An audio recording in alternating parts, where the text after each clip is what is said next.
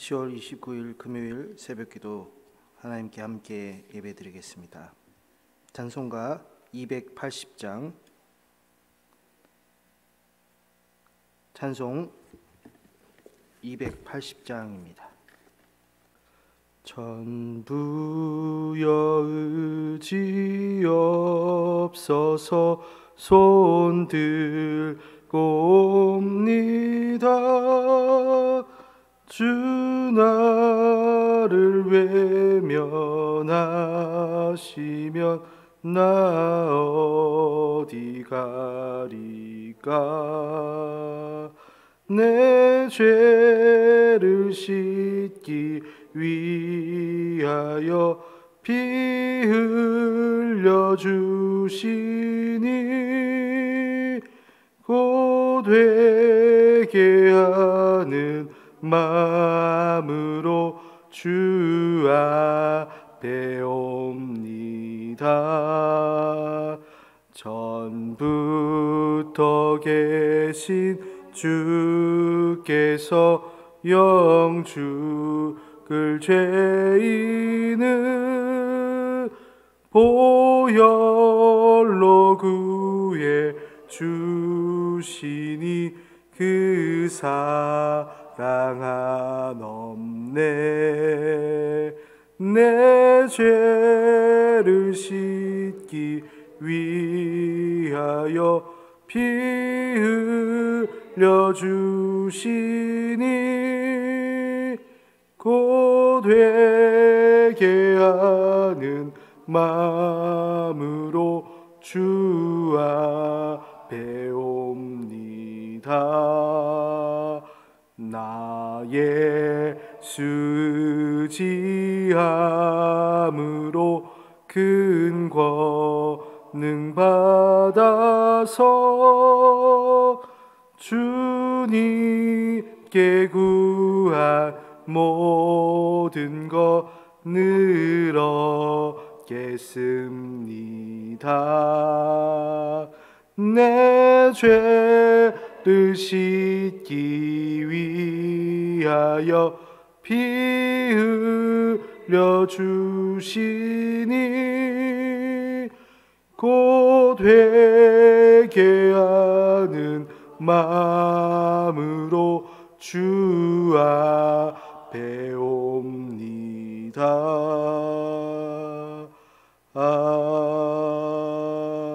아멘. 함께 나눌 하나님의 말씀, 누가복음 13장 1절부터 9절까지 말씀입니다. 우리 1절부터 함께 읽겠습니다. 그때 마침 두어 사람이 와서 빌라도가 어떤 갈릴리 사람들의 피를 그들의 제물에 섞은 일로 예수께 아뢰니 대답하여 이르시되 너희는 이 갈릴리 사람들이 이같이 해 받음으로 다른 모든 갈릴리 사람보다 죄가 더 있는 줄 아느냐. 너희에게 이르노니 아니라 너희도 만일 회개하지 아니하면 다 이와 같이 망하리라. 또 실로암에서 망대가 무너져 치어 죽은 18사람이 예루살렘에 거한 다른 모든 사람보다 죄가 더 있는 줄 아느냐. 너희에게 이르노니 아니라 너희도 만일 회개하지 아니하면 다 이와 같이 망하리라. 이에 비유로 말씀하시되 한 사람이 포도원에 무화과 나무를 심은 것이 있더니 와서 그 열매를 구하였으나 얻지 못한지라. 포도원 지기에게 이르되 내가 3년을 와서 이 무화과 나무에서 열매를 구하되 얻지 못하니 찍어 버리라. 어찌 땅만 버리게 하겠느냐. 대답하여 이르되 주인이여 금년에도 그대로 두소서. 내가 두루 파고 거름을 줄이니 이후에 만일 열매가 열면 좋거니와 그렇지 않으면 찍어 버리소서 하였다 하시니라. 아멘. 예수님은 제자들에게 기도를 가르쳐 주고 계셨습니다. 그 기도의 핵심은 하늘의 것, 하나님 나라를 위해서 기도해야 한다라고 말씀하셨습니다. 그때 마침 두어 사람이 예수님께 찾아와서 이렇게 묻습니다.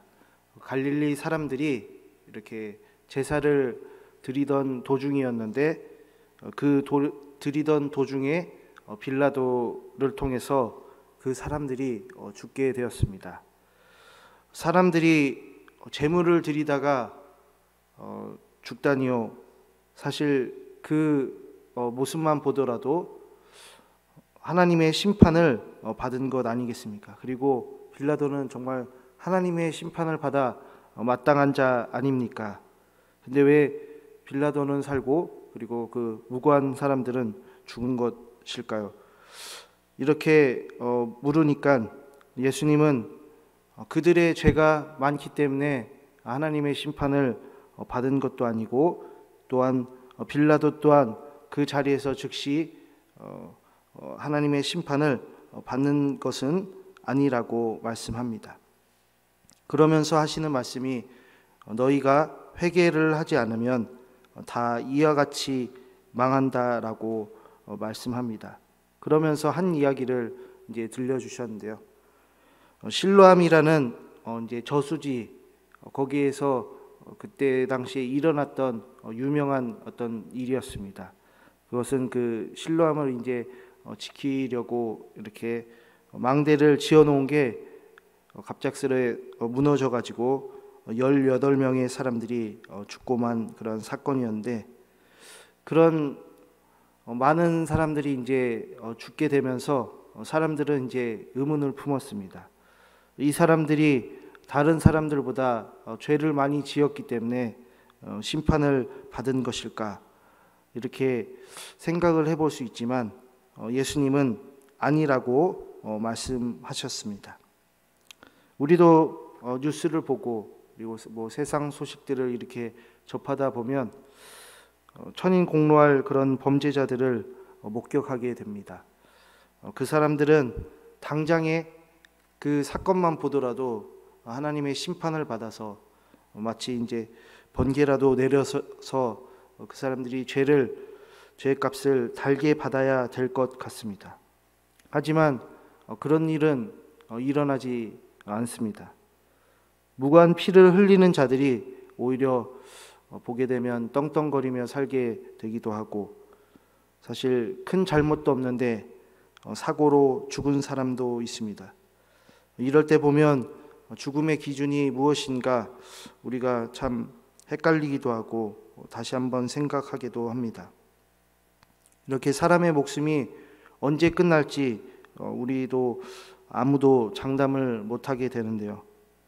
그래서 어떤 죄를 지은 사람이 빨리 죽게 되면 저것은 심판을 받은 것이기 때문에 정말 잘 죽었다 얘기도 하고 단정 짓기도 합니다.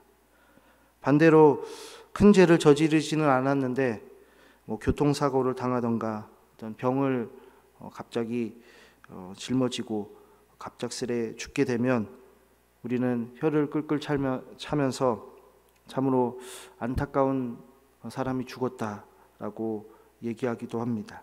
지금 죽을 게 아닌 사람인데 라면서 우리는 그런 말을 하는데요.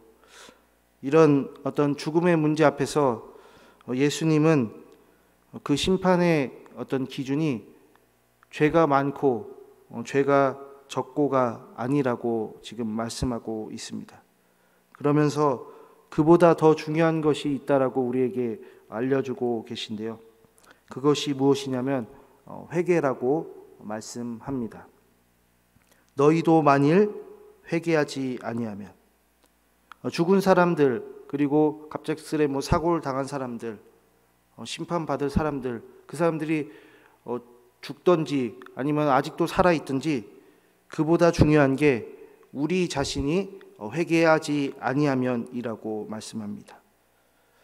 근데 회개라고 했을 때 회개가 무엇인가, 우리가 제대로 살펴보면 사실 우리가 일반적으로 아는 것은 잘못을 우리가 저질렀을 때 그 잘못을 깨달아 뉘우치고 그리고 그 잘못에서 다시는 이제 그 잘못을 범하지 않고 제대로 살아가는 것이 회개라고 생각합니다.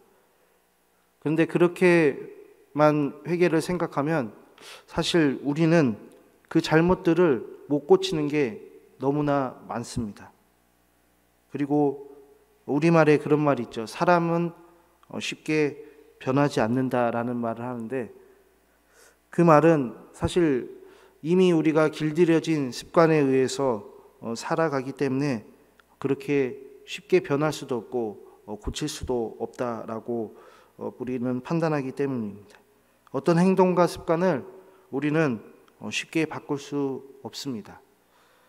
그래서 회개를 우리가 단순하게 우리가 처음 말했듯이 잘못을 뉘우치고 그리고 고쳐서 사는 것이라면 우리는 정말 회개하지 않은 것이 됩니다. 우리의 모든 생각과 행동을 온전히 말씀대로 살아갈까요? 그런 사람이 아무도 없습니다.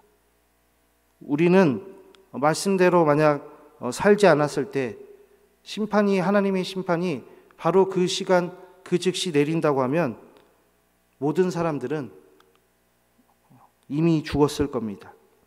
그래서 우리는 예수님이 말하는 회개가 무엇이고 우리가 생각했던 회개의 정의가 얼마나 잘못된 것인가를 다시 한번 곰곰이 생각해 봐야 합니다. 그러니까 회개는 내가 내 스스로 어떤 잘못을 뉘우치고 그 잘못을 바꿔서 제대로 사는 것만이 아님을 알 수 있습니다. 그러니까 회개의 대상이 빠져 있습니다. 회개는 사실 그 대상이 하나님을 향해 있습니다. 그래서 회개라는 그 말 속에 무엇이 들어가 있냐면 돌이키다라는 말이 있는데요. 이 돌이키다는 말은 결국 하나님께 돌아서야 한다라는 것이 회개라는 것입니다. 그래서 회개를 어떤 스스로에게 해서 스스로 만족하는 것에 빠져서는 안 됩니다. 그러니까 회개를 할 때 하나님께 하는데 또 우리가 놓쳐서는 안 될 것은 만약 잘못한 당사자, 내 자신이 되었던 내 이웃이 되었던 그 사람에게는 용서를 구하지 않는 것도 안 됩니다. 그러니까 내가 하나님께 회개를 하고 또한 용서를 구했을 때 하나님이 용서하시면 그 즉시 이웃도 용서하는 게 아닙니다. 그때는 하나님께 찾아간 것처럼 우리는 당장에 가서 이웃에게 잘못을 고해야 할 겁니다. 정리하면 회개는 하나님을 쳐다보지 않던 사람이 이제 하나님을 쳐다보는 것이 회개입니다. 방향 전환이라 할 수 있습니다.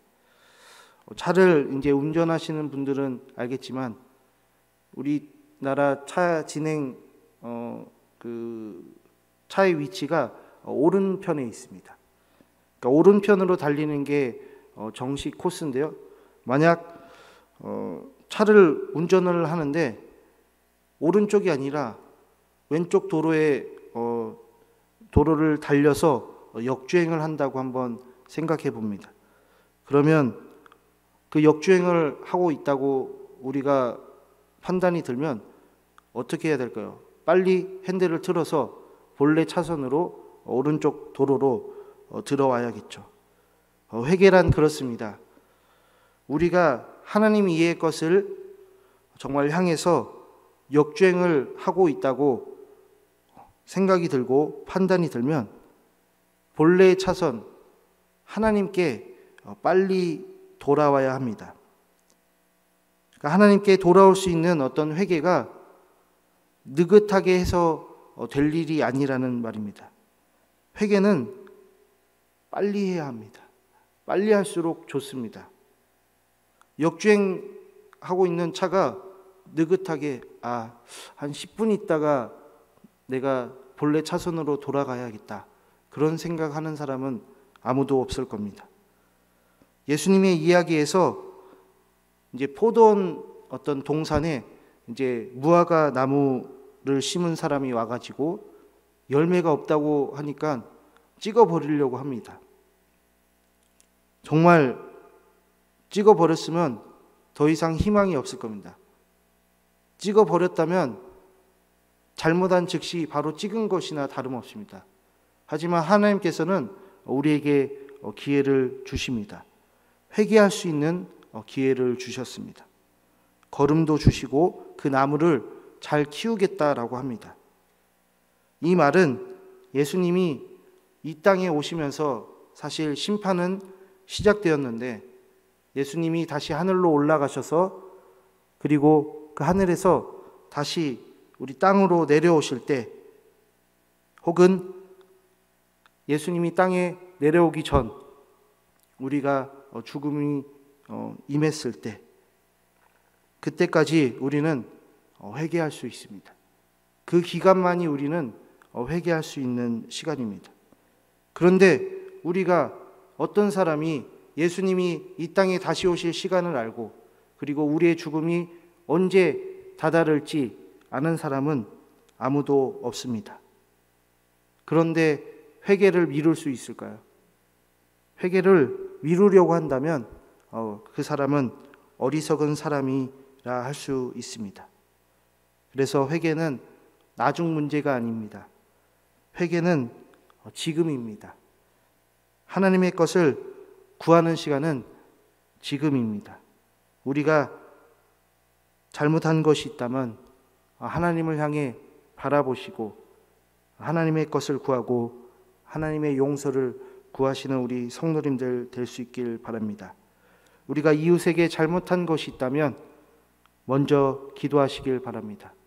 또한 우리에게 잘못한 사람이 있는데 그 잘못한 사람을 용서할 수 있는 마음을 달라고 하나님께 기도하시길 바랍니다. 이렇게 회개는 빠르면 빠를수록 좋습니다.